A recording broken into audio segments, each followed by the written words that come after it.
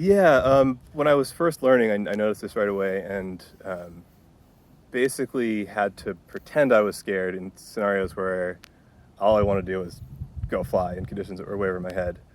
And then over the years, I've gotten myself into enough sketchy situations that I now I have a feeling when things are dangerous. I feel anxiety and stress, but I think What does that look like when you feel anxiety or stress in the air? What's your response?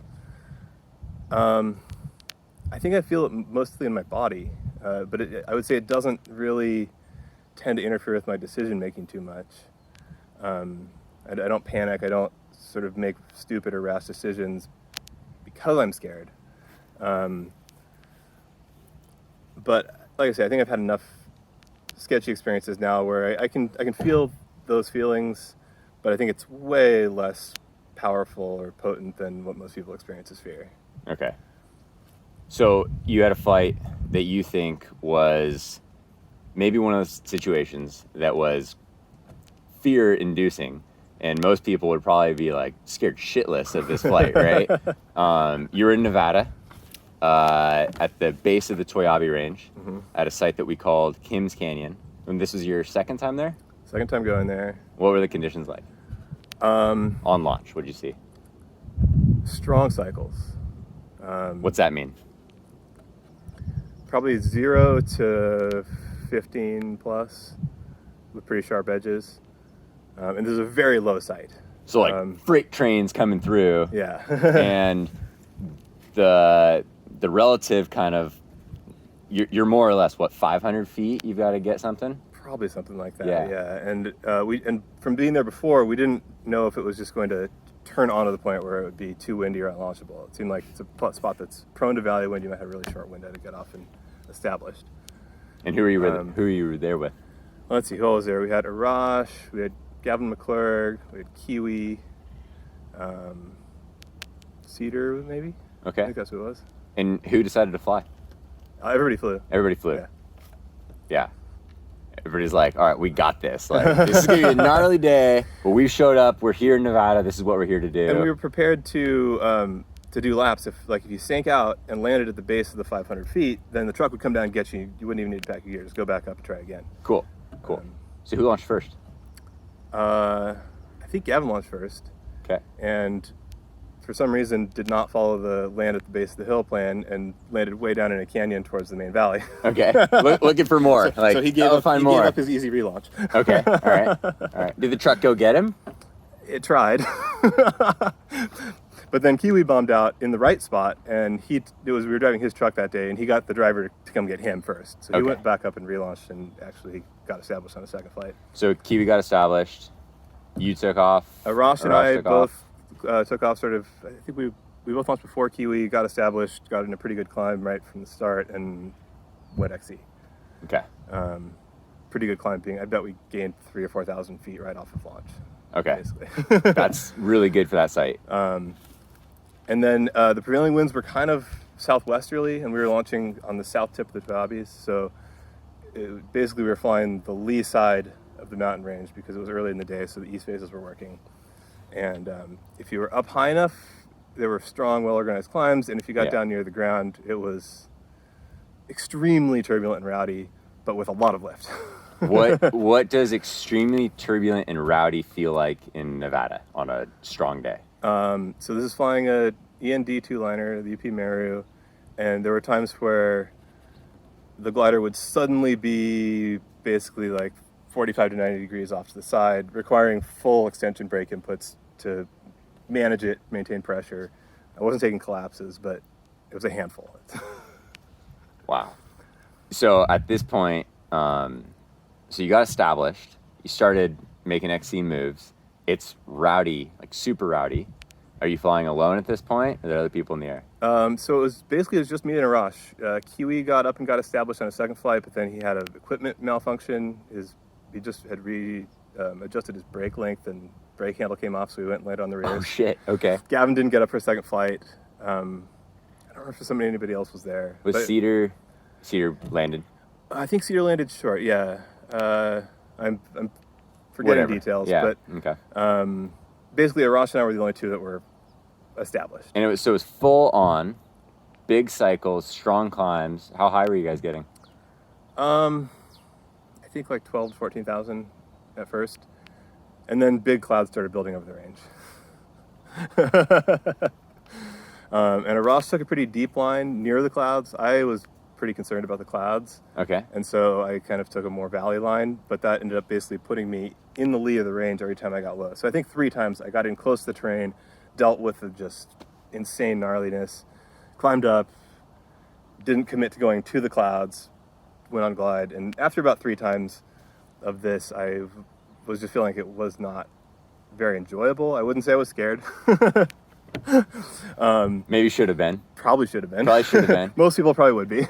So you recognized at this point that every time that this happened, you kind of recycled in, got low. It was super rowdy, wing all over the place, and so you decided, hey, this maybe isn't the right day to be flying it this way. Right, and the other option was to stick with it and go and sort of take the high line by the clouds, which would have been out of the lee.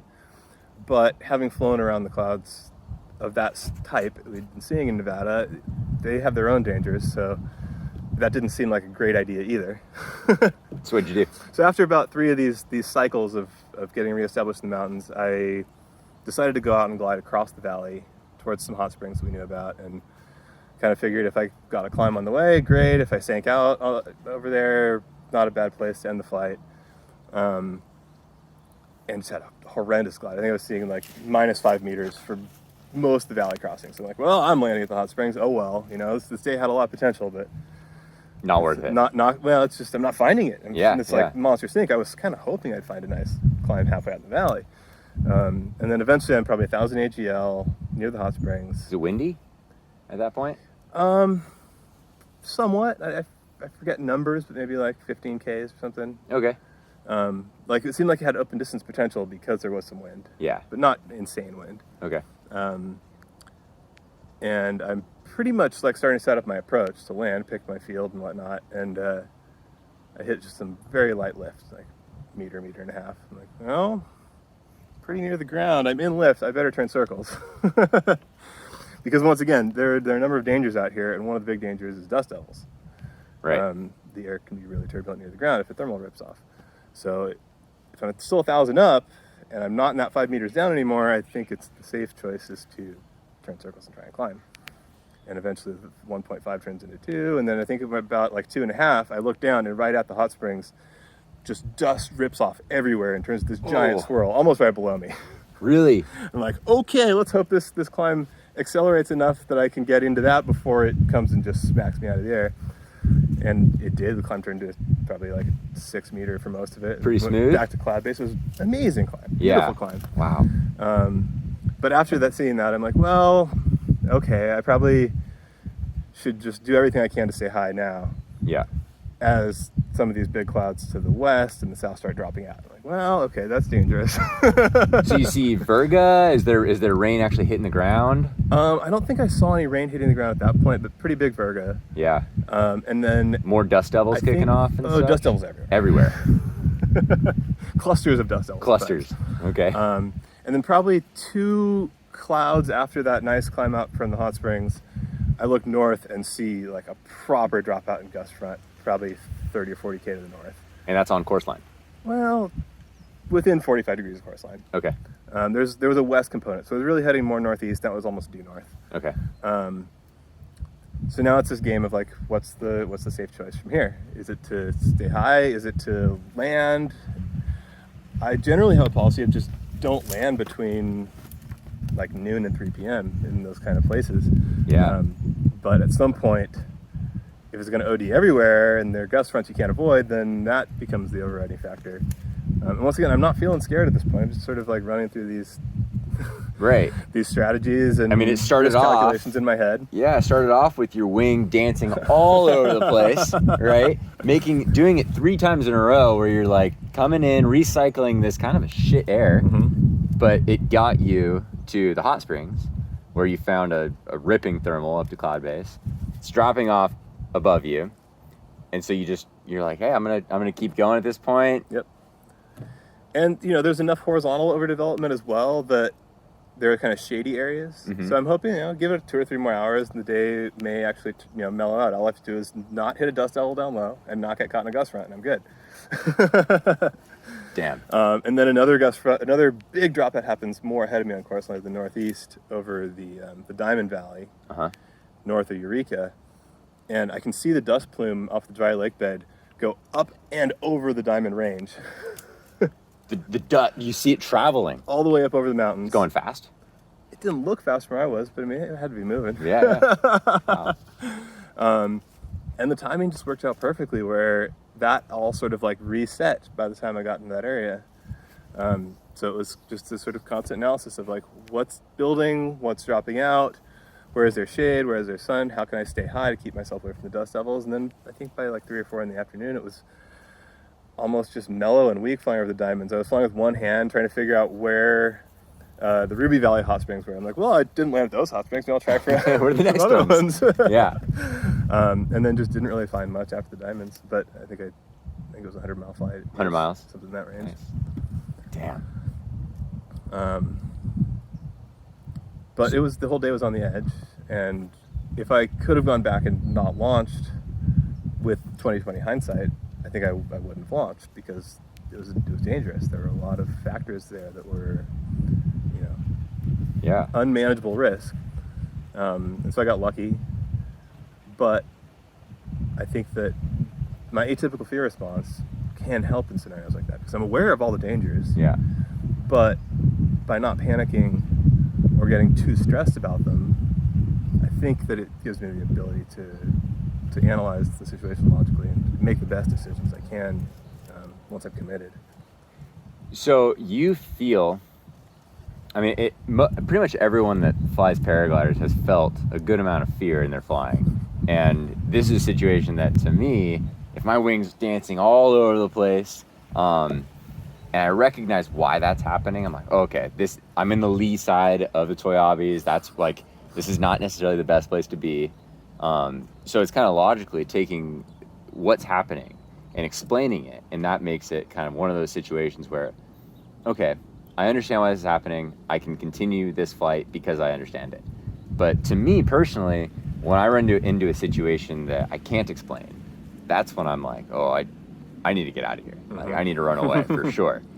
It sounds to me like you're able to commonly take yourself back to this more logical approach where you're looking at a situation, you're feeling these things, and because you're not as tense or maybe not as closed in, right, gripped and losing your peripheral vision and everything, you're able to take that step back and really assess that almost all conditions really logically without that response. Is that something that has always been with you for your flying? You know what I mean? Yeah, like, I think so. I mean, it's shifted over the years. When I started out, I kind of had to tell myself to act like I was scared at times when I wasn't at all, and all I wanted to do was get in the air, because I knew that I didn't have the experience to figure these things out. And then I went through a phase where I remember multiple times finding air that didn't make sense to me and pretty much throwing in the towel because I'm like, this is weird, it's turbulent, I don't understand why. I'm going to make the safe choice and go someplace, away from the terrain, away from the mountains with safe LZs, and then end up ending the flight. And that's happened less and less as I've developed my understanding of the way the air flows and conditions. It's pretty rare now for me to find something that I don't feel like I have a good explanation for. A good understanding of. And so, part of that comes from not putting myself in bad places because I've learned where they are. Right. I mean, I've flown with you enough to see, like, you don't make sketchy decisions. It's not like without fear you're taking all of these chances, but instead you're just able to have a clearer mind and a clearer view of what's going on. And just try and calculate the risk as much as possible. So what do you get out of it? Like, what do you get out of having a flight that's maybe would evoke a higher fear response in other people? Like, what do you get at the end of the day by surviving that flight? Like, is that what you're chasing? Is that what you want? So. I don't think so. Like I say, that the flight we talked through, I think if I could go back in time with 2020 hindsight, I just probably would not have launched that day. Yeah. I prefer something a couple notches below that. Yeah. Where I always have at least 1 or 2 outs. there's still this window probably in the desert from noon to 3 where there's the chance of a dust devil hitting if you're near the ground. And normally I'm fine with that risk because I feel like I can make decisions to keep myself high enough it's not a factor in that window. It becomes a problem when overdevelopment starts to impinge and you kind of want to get out of the air because the clouds are getting too big at that time. So, I try not to put myself in those sorts of binds without having a good out or having a plan to stay in parts of the sky where I feel like the risk is acceptable. I don't know, I like the adventure of it. I like opening up lines people may not have flown on a paraglider before and going places I've never seen before and seeing the ground from 10,000 AGL. And I like the feeling of a strong climb, but I prefer one that's well formed. Yeah. Yeah. What else? I don't know, what other things are to hit on this topic? I think fear is just really interesting. It's such a part of paragliding, and I think it shapes so many decisions that we make. I think it's really interesting to have a top level pilot such as yourself that doesn't have the same fear response as other people. I mean, I think objectively we would say that's true. It certainly seems from the conversations I have with people that I'm way on the long tail in terms of not feeling a whole lot of fear. Yeah. And it's resulted possibly in some really good flights for you, right? Sure. Like maybe when other people would have landed a lot earlier in that day, instead you were able to kind of put that aside and continue your flight. And eventually it turned into what sounds like a kind of a nice day. Yeah. Intense, big dropouts everywhere. But, and I've heard this story from Cedar actually, saying that it was one of the gnarliest days he's ever seen people flying paragliders. So to me, it's almost like I love this story. It's almost downplayed when it comes from you. And I feel like that's probably what happens in flight as well for you. Probably. You kind of like downplay a little bit and are able to continue your flight that much clearer minded.